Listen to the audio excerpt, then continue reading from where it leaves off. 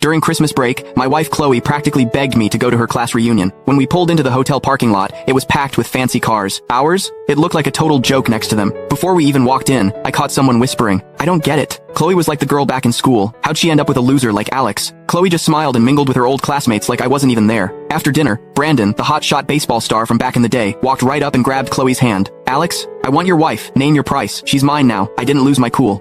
I just laughed. "You two might want to think twice. Divorcing me is gonna cost you way more than you think." Honestly, I wouldn't have come to this stupid reunion if Chloe hadn't kept bugging me about it. We'd been together for years, so I figured I'd take a day off and show up. But I never expected someone to hit on my wife right in front of me at dinner. What really got me? Chloe was totally into it. "Long time no see. Your negotiating skills have gotten better," Brandon said, leaning back and twirling his car keys. "Consider the money a thank you for babysitting Chloe all these years. You think you can threaten me with jail? Do you even know who I am?" Before I could say anything, Chloe snuggled up to Brandon. She was wearing this bright red dress, makeup perfect, but now she was draped all over another guy, acting all helpless. "Alex, just take the money. It's better for everyone." I smirked watching them cuddle up. "So you two planned this whole thing, huh?" Chloe had been calling me non-stop lately, pushing me to come to this reunion. Now it made sense. She teamed up with the school's golden boy to pressure me into a divorce in front of everyone. No wonder she'd been so distant since we got married. She had someone else on her mind the whole time. The second I said that, Chloe's face changed. "What are you talking about? Brandon and I are in love. If he hadn't been forced to study abroad, we would have been together years ago." I was floored. Everyone knew Brandon dumped her back then. Now suddenly, it's some tragic love story? I didn't know how they reconnected, but right now, Chloe was still legally my wife. I was pissed. No way, I was just gonna swallow this. "Chloe, do you have any idea what kind of mess you're getting into? Breaking your vows and forcing a divorce?" I looked her straight in the eyes, but she couldn't look back. Brandon pulled her closer, playing the hero. "Cut the crap.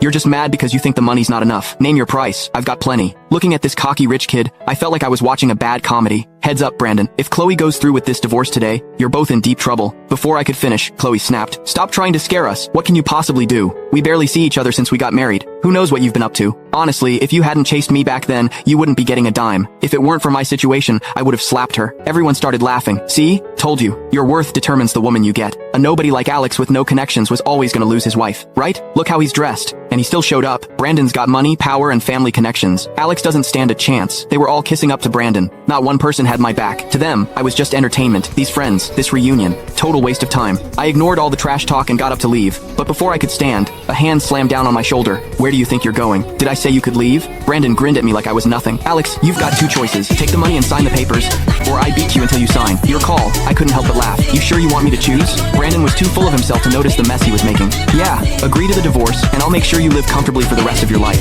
I held back my anger and said slowly, "Fine, I'll divorce Chloe. Keep the money. But..."